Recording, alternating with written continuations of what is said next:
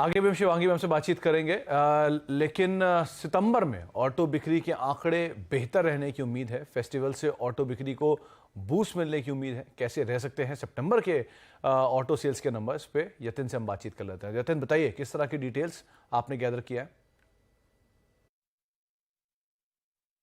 अक्टूबर महीने की शुरुआत होने वाली है और इसी के साथ ऑटो सेल्स डेटा भी आपको सितंबर महीने के लिए आता हुआ दिखेगा। सीएनबीसी आवाज के पोल के हिसाब से इस सितंबर के सेल्स अच्छे होने चाहिए, क्योंकि फेस्टिविटीज की शुरुआत हो गई है गणेश चतुर्थी के साथ, तो होलसेल डिस्पैचेस अच्छे रहेंगे।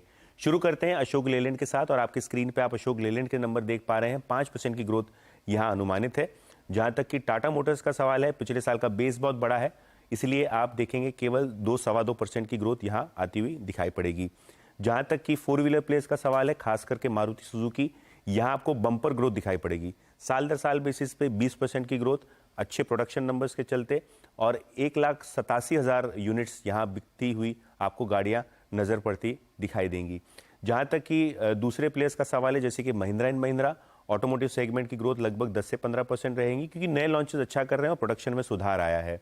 हालांकि ट्रैक्टर के बिक्री में आपको डिक्लाइन दिखेगा लगभग 15% का, क्योंकि महिंद्रा एंड महिंद्रा का बिजनेस आप देखें तो रेनफॉल से रिलेटेड है, और जो अगस्त और सितंबर महीने की रेनफॉल है वो थोड़ी पैची रही है, जिसके कारण ट्रैक्टर की बिक्री में थोड़ा बहुत स्लो डाउन आया है। जहां तक कि 2 व्हीलर प्लेयर्स का सवाल है, शुरू करते हैं बजाज ऑटो के साथ, जहां सेल्स 2.5% गिरने की उम्मीद है, सिंपली फॉर द रीजन के एक्सपोर्ट मार्केट्स थोड़े बहुत वीक हैं। जहां तक कि दूसरे प्लेयर्स का सवाल है, जैसे आयशर मोटर्स, पिछले साल का बेस बड़ा है तो 5% की डिक्लाइन। हीरो मोटोकॉर्प की बात करें तो लगभग 5.25 लाख यूनिट्स की यहाँ बिक्री रहेगी, 1% का ग्रोथ रहेगा, और रूरल मार्केट्स अच्छा रिकवर कर रहे हैं इस कंपनी के लिए। और आखिर में टीवीएस मोटर्स की बात करें तो यहाँ सेल्स 2 से 3% गिरने की उम्मीद है।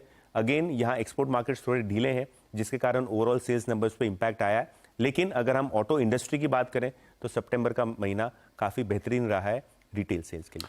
तो सितंबर का महीना काफी बेहतरीन रहा है बिक्री के लिहाज से, और उसके नंबर्स पे बातचीत कर रहे थे यतिन। शिवांगी मैम, इसमें से एक मारुति, इस पर आपने पहले भी कॉल दी है और यतिन भी यहाँ पर कह रहे हैं कि बढ़िया नंबर रहने का अनुमान है। आप कैसे रीड कर रहे हो अभी मारुति को? जी बिल्कुल, मारुति काफ़ी पॉजिटिव लग रहा है। इनफैक्ट हम इस स्टॉक का जिक्र काफ़ी टाइम से कर रहे हैं। स्टॉक जो है काफ़ी इसमें पॉजिटिव नज़र आ रहा है डेटा वाइज, अगर हम बात करें, और टेक्निकली भी। तो टारगेट्स जो है यहाँ पे नेक्स्ट जो बनते हुए दिख रहे हैं वो है इमीडिएटली 11,100 का, और स्टॉप लॉस जो है वो हम मेंटेन कर सकते हैं 10,440 का। 410 ये एक नंबर है जो कि स्टॉप लॉस तौर पे आप मारुति में मेंटेन कर सकते हो। लेकिन लॉन्ग साइड पे यहाँ पर भी शिवांगी मैम पहले से ही खरीदारी की राय दे भी रहे हैं। एक ब्रेक का वक्त है, ब्रेक के बाद लौटेंगे और बातचीत करेंगे एक सस्ते ऑप्शन को लेकर भी, जो कि शिवांगी मैम से हम पूछेंगे। खास तौर से अभी 2 दिन पहले उनकी तरफ से एक बहुत बढ़िया कॉल भी आई थी, तो उसी की तर्ज पे शिवांगी मैम से सस्ता ऑप्शन। थोड़े से ब्रेक के बाद